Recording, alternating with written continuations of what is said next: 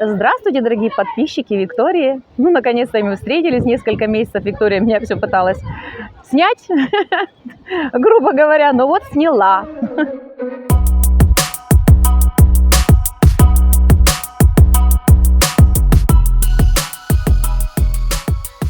Вообще, первый раз я попала сюда в 2013 году. Вообще была очень интересная история. Я кроме Прибалтики нигде не была.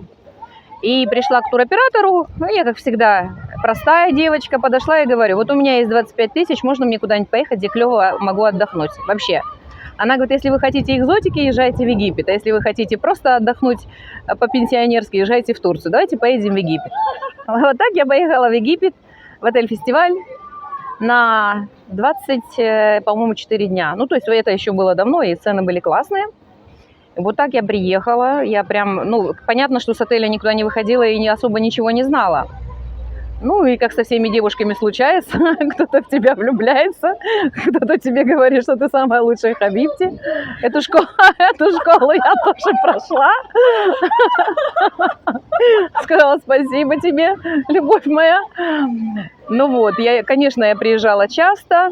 И уже снимала квартиру, и уже ходила по улочкам, и по Шератону, и по Мамше, и понимала, что что-то душа моя здесь прямо радуется. У меня был такой случай, когда мы ездили в Питер с детьми своими. Наверное, средней дочке было, лет 12 или 11, и она говорит, мы идем по Питеру, переходим мост, один из мостов. И она говорит, мама, вот так встала, как Титаник, руки вот так расправила, и говорит, это мое. Мне здесь так хорошо, мама. А я аж обернулась на нее, она говорит, вот что-то здесь мое родное. Хотя мы были там первый раз с ними. И вот такая же ситуация была со мной здесь в Хургаде. Когда я приехала, я поняла, что-то здесь такое родное. Независимо там от мужчин, просто воздух, вот это море, энергетика какая-то классная. Вот и все. И, конечно, когда взорвался самолет, был большой период, 5 лет, наверное, да, мы сюда не приезжали. Ну и все. А тут, сейчас, почему я приехала, тут, конечно, не радость меня привела, а наоборот горе. Из моей жизни ушла мама, и я поняла, что мне надо ехать сюда, только здесь я могу восстановиться. Можно сказать, не восстановилась до конца, но хотя бы я могу уже не плакать и радоваться жизни, да. Если вы собираетесь в Египет на отдых или же планируете пожить здесь длительное время, то напомню вам, что вы можете у меня заказать консультацию на любую тему касаемо Египта. Я вам помогу сэкономить деньги, энергию и время. Звоните, и да будет вам счастье. Знаешь, я тоже ехала, видимо, от переутомления, потому, самый первый раз, когда я поехала, мне вот прям хотелось, наверное, уединиться. Вот просто от усталости.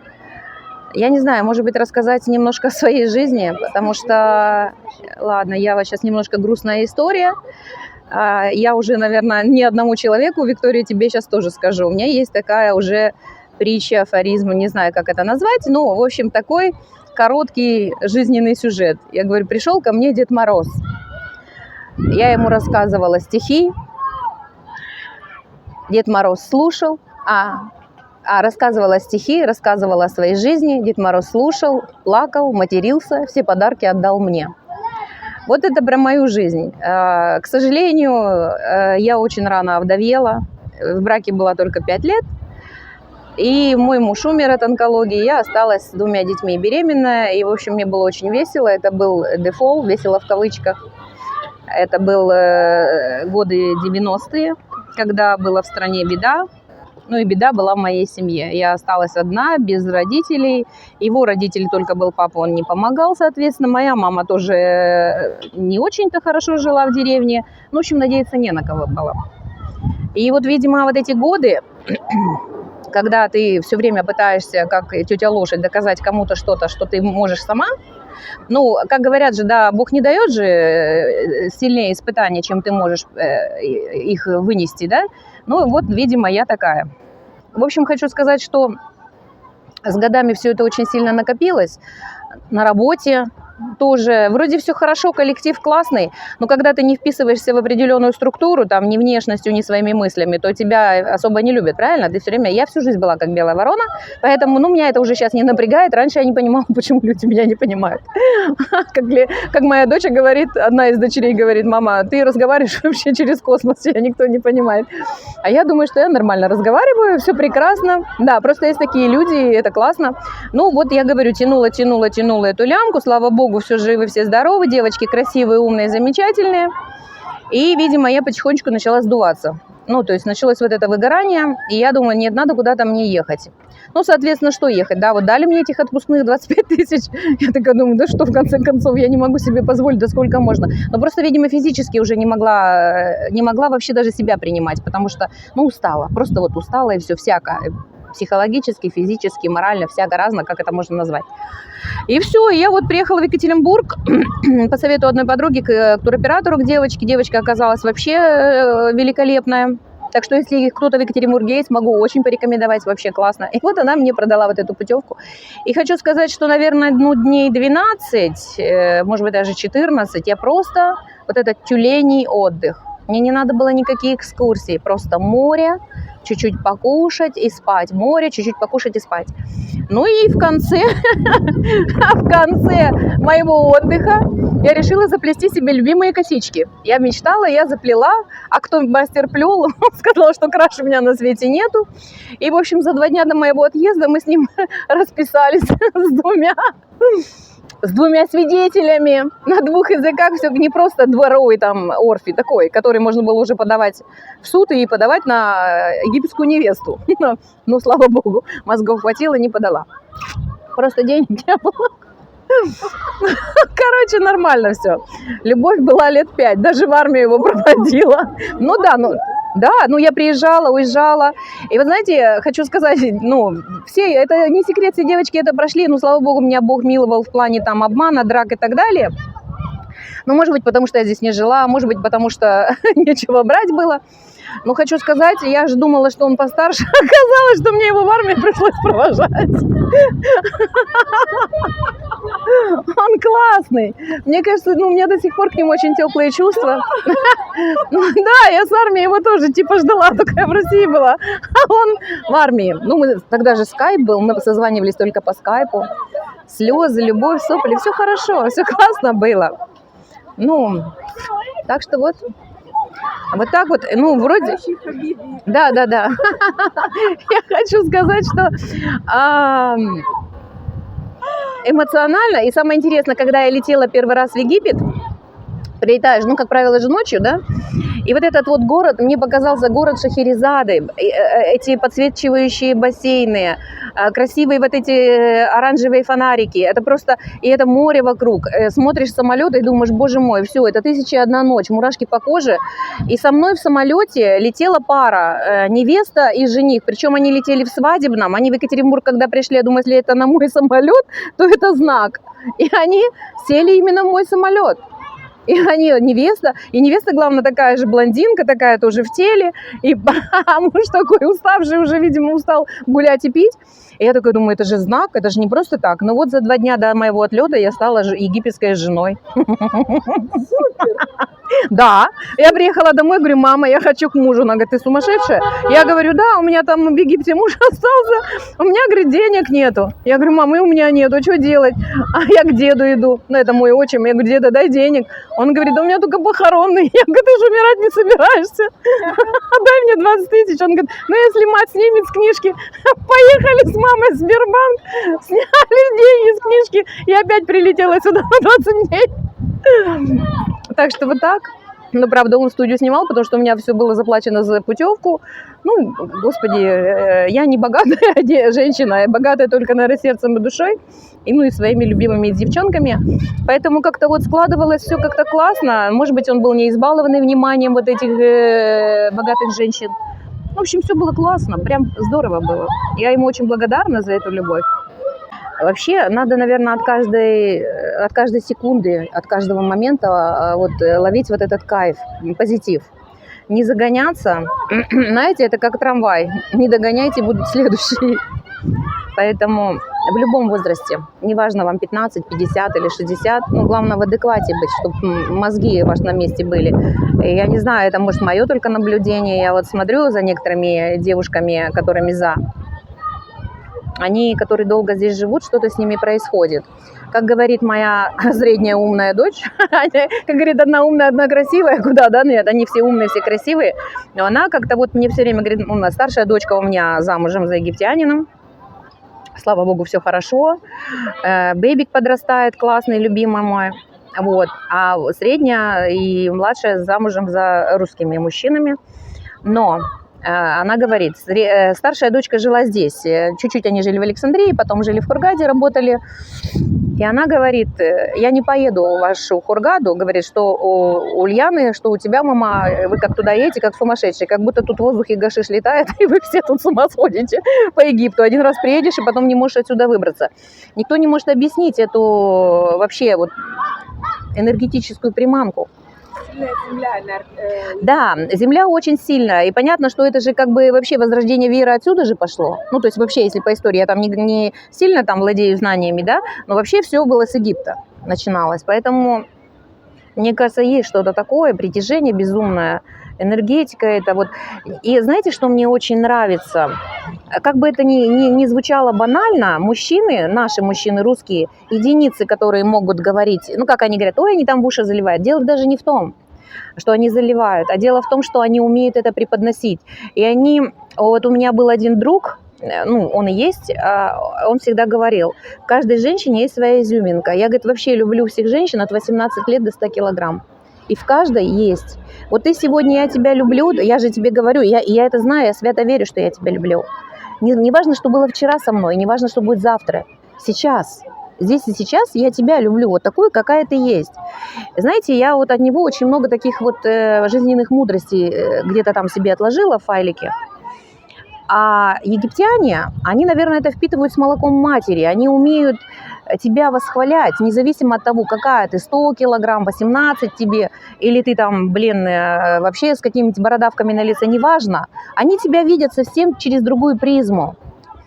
И, наверное, вот если сильно там не распускать, там, грубо скажу, слюнки, да, надо прислушиваться и поднимать себе самооценочку. Вот и все. Если этого... А на самом деле у нас есть, конечно, либо очень зашкаливает эго, да, либо наоборот женщины заниженные. Поэтому многие попадают в какие-то ситуации не очень приятные, только потому что начинают свято верить им, не в себя, а надо в себя верить. На самом деле, знаете, мне очень понравилась одна фраза.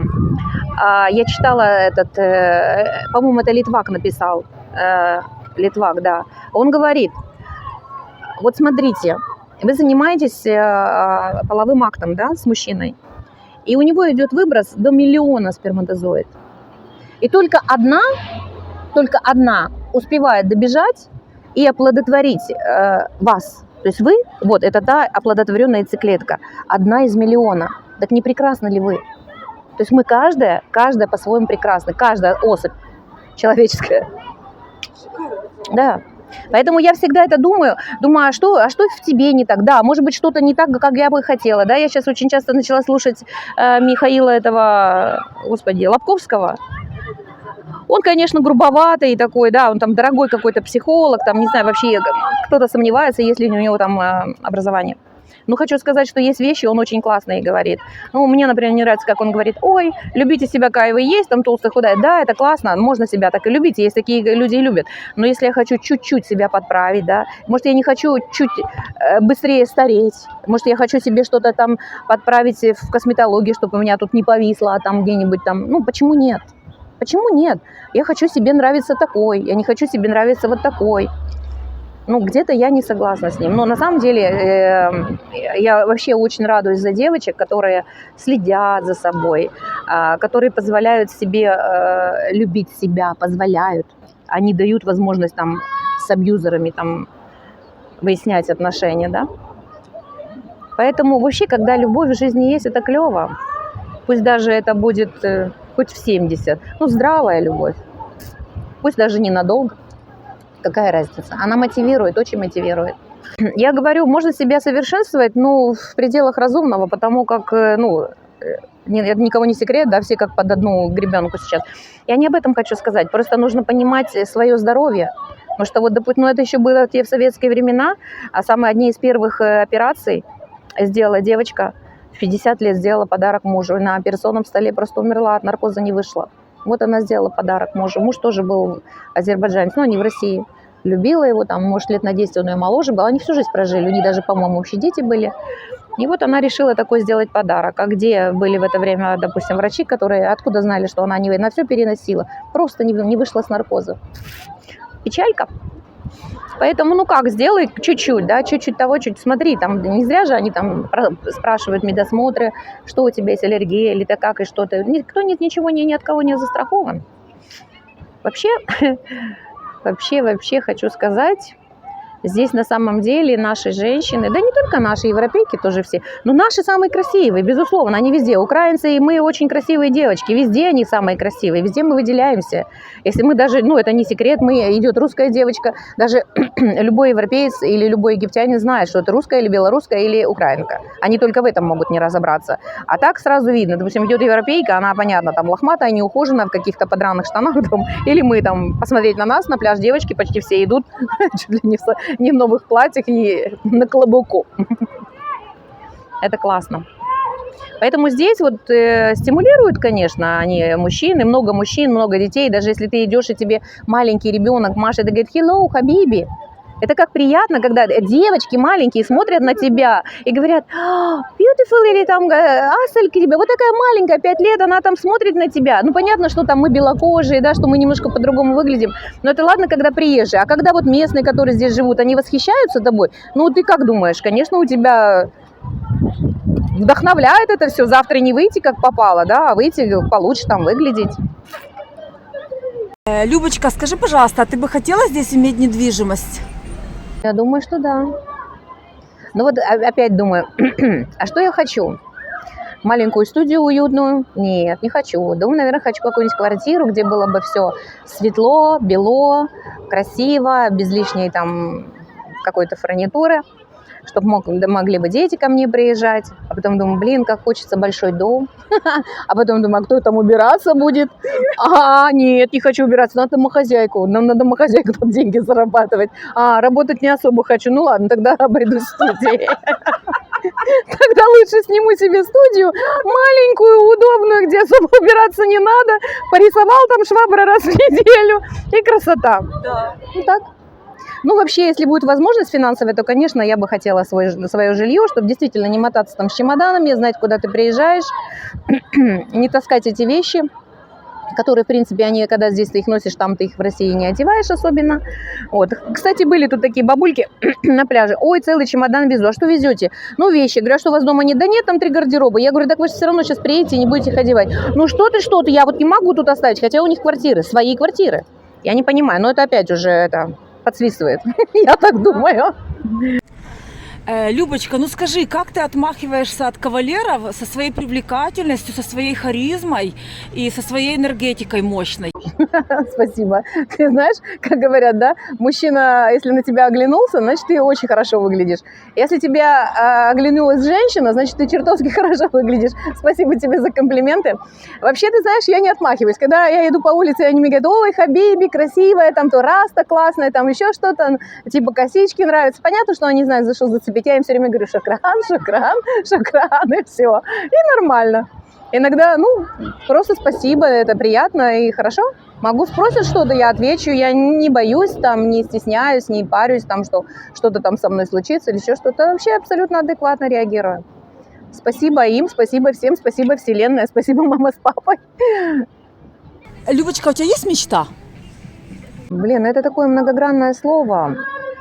Наверное, знаешь, как мне одна подруга говорит, я не понимала, почему, говорит, все там на свадьбе, там на дне рождения желают здоровья, чего не желают это здоровье, а когда она дожила до 30 лет, она говорит, я теперь понимаю, когда вылезли все болячки, как важно это здоровье. Поэтому для меня вот сейчас, видимо, спустя многие годы вот этой тяжелой там жизни семейной, да, пока я детей подняла, пока выучила, пока вот это безденежье, это было такое, что и неделю там без еды сидели. Сейчас я думаю, я вообще прям очень люблю жить. Я очень люблю жить. Я хочу, например, о чем я мечтаю? Блин, ну, наверное, если бы я жила здесь, я хочу, например, сейчас, да, жить здесь, я хочу себе квартиру. Я хочу, чтобы у меня была любимая работа, а не напряжная, чтобы я кайфовала, чтобы я, например, села на машине, доехала до своей работы. Утром, например, в 7 утра я пошла, сходила на пляж иногда. Там, ну вот какой-то комфорт такой вот, ну простой. У меня нет такой мечты там. Ну вообще, хочу сказать, раньше, еще много лет назад, я очень мечтала ездить по странам. Вот прям хотела. Думаю, когда я перестану работать, я, наверное, буду ездить. А чтобы ездить, опять нужны финансы.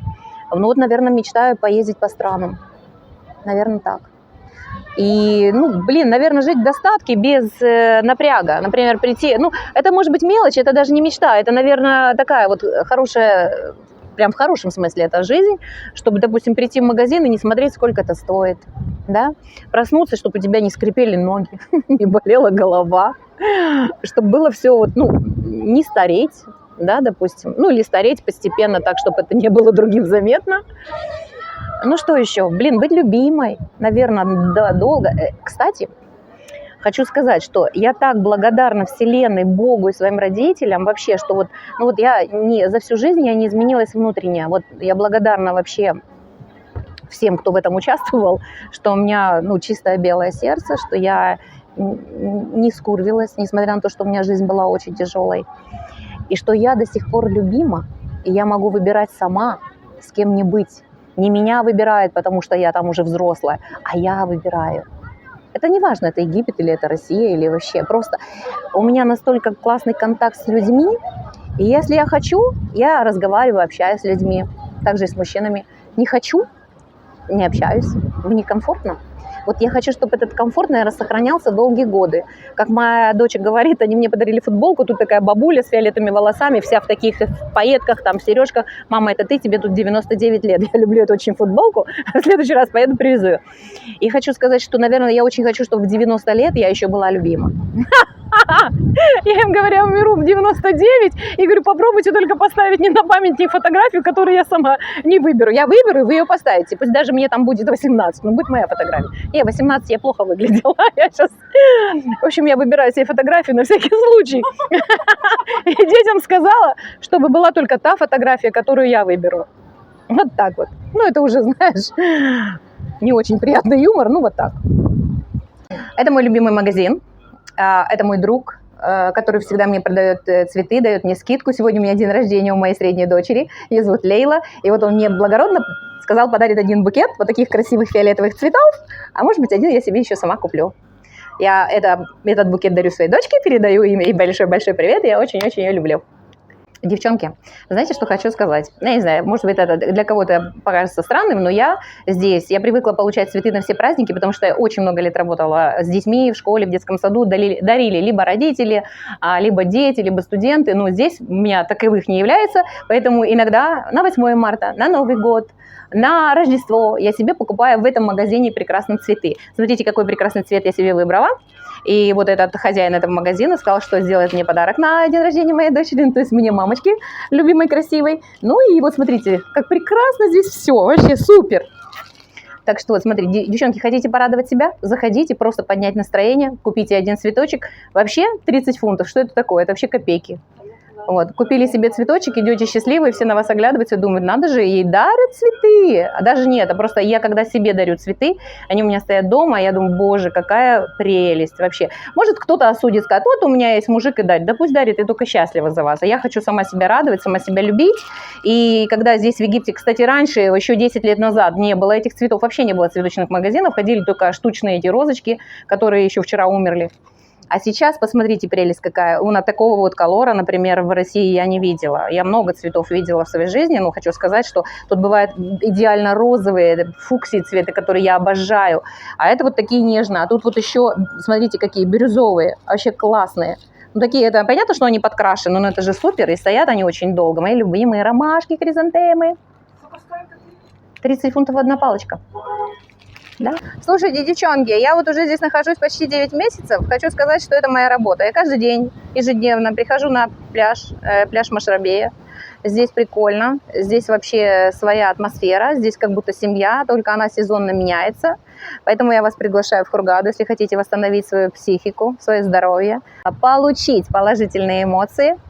Help me, приходите, помогите мне, я помогу вам, и мы будем с вами радоваться жизни. Приглашаю вас всех на канал Виктория, подписывайтесь. Я не пожалела, что мы сегодня провели прекрасное время с ней. Хочу сказать, истории еще миллион. Хотите печальные, хотите веселые, хотите приколы какие-то из моей жизни. Я буду вам рассказывать с удовольствием, потому что многие люди, не только Виктория, предлагали мне писать мемуары, потому что очень много интересного. Но если вам интересно, я не только говорить, но еще и руками могу работать, и много что могу, умею, жизнь научила, спасибо Вселенной за это. Поэтому вас очень приглашаю. Мы, наверное, с Викторией, я думаю, еще встретимся в скором будущем и еще что-то интересное вам расскажем. Пока! Ну что ж, на сегодня все. Если вы собираетесь в Египет на отдых или же планируете пожить здесь длительное время, то напомню вам, что вы можете у меня заказать консультацию на любую тему касаемо Египта. Я вам помогу сэкономить деньги, энергию и время. Звоните, и да будет вам счастье. Пока-пока!